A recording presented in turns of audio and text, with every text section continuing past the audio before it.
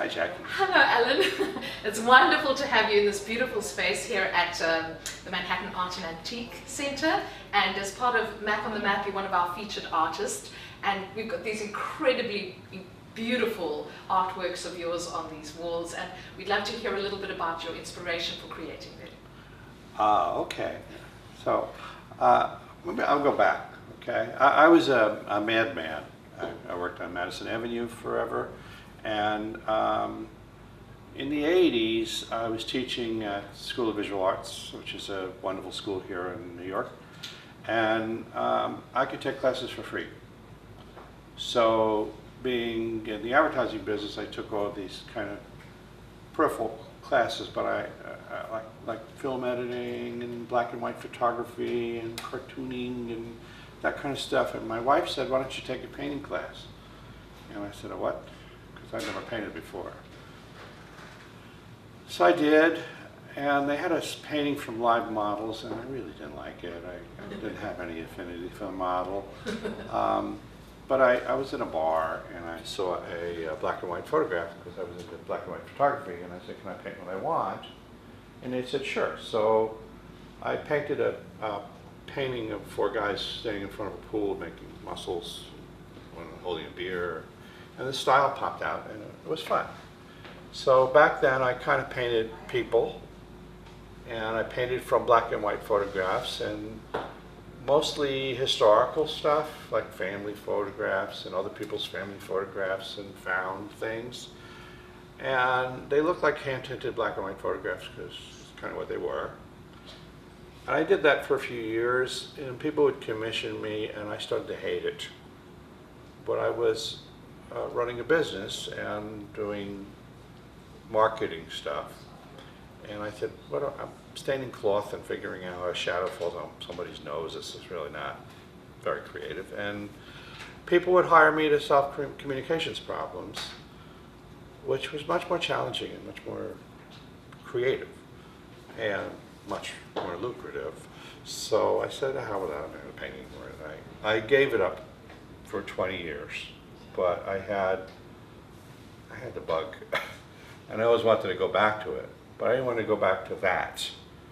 So in 2007, I kind of picked up the brushes again, and it's been a journey since then of trying to figure it out. During that journey, I was trying to paint my impressions and paint what I saw and the landscapes, and I was stuck behind a big rig truck on a 2-lane highway in the rain. You know that claustrophobic feeling you get? So I said, well, maybe I can capture that. And then I tried to paint that, but I didn't have source material. I painted it from memory, and it sucked. It was really bad. But it kind of, I said, whoa, that's an interesting form, that box. So I started going around to truck stops and started to find reference material. Obviously, I paint from photographs. So I would look at reference material, and I found that I started to become attracted to the lights, the horns, the exhaust stacks, and all these shapes. And it that was interesting. So it kind of set me in a direction to understand that really my background as a designer, I was really not focusing so much on the subject matter itself, but on the aesthetic tensions that were created by the subject matter. And so that I started to understand that these really aren't, although they're obviously realistic paintings, they're not really about the reality. They're really about the tensions that I find. So whether it's the tensions of color or the tensions of shapes or tonality or light and shadow, and that's really what I'm focusing on. So there's really, I like to think of these as abstract paintings in the guise of realism. And the culmination of that really is now what I'm working on, is these under the L paintings, and it's fascinating because you find these little peekaboo things and interesting colors, and here, I think this one's pretty successful because it really, you kind of get the mood, you know, it sort of feels like ominous and heavy and like you're there. So I'm having a good time with these.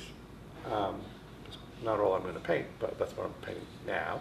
Right, and tell us a bit about Cacophony. Cacophony, I was in New York City during the holidays with my wife, and we were looking at the wonderful windows for Christmas windows.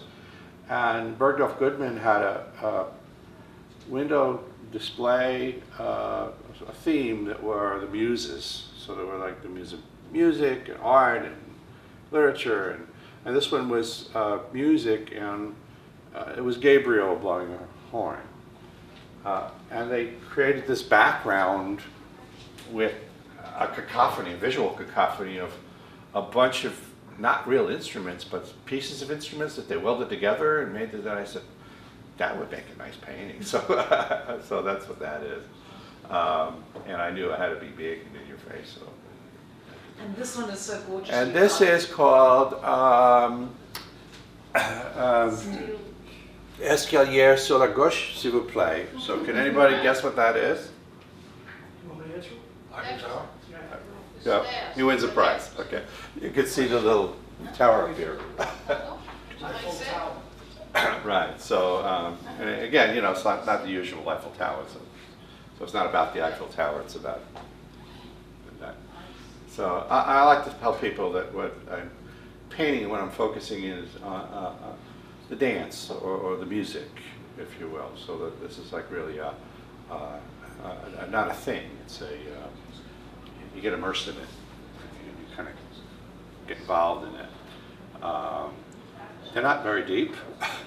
They're really aesthetic. I don't think about them a lot. I use my camera as my sketch pad, and I go around and I take a lot of pictures. But you know, being that I came from a commercial mindset, usually I want to be clear. If I'm painting a screw head, then it better be round. Otherwise, it's not a screw head. And I also, I don't want to obfuscate what it is. You know, I try to be mysterious about it, but there's always you kind of know what it is. You know? So these are paintings that are derived from the reflections, the way the car bodies distort reflections and kind of change them into something else, so they're not literal.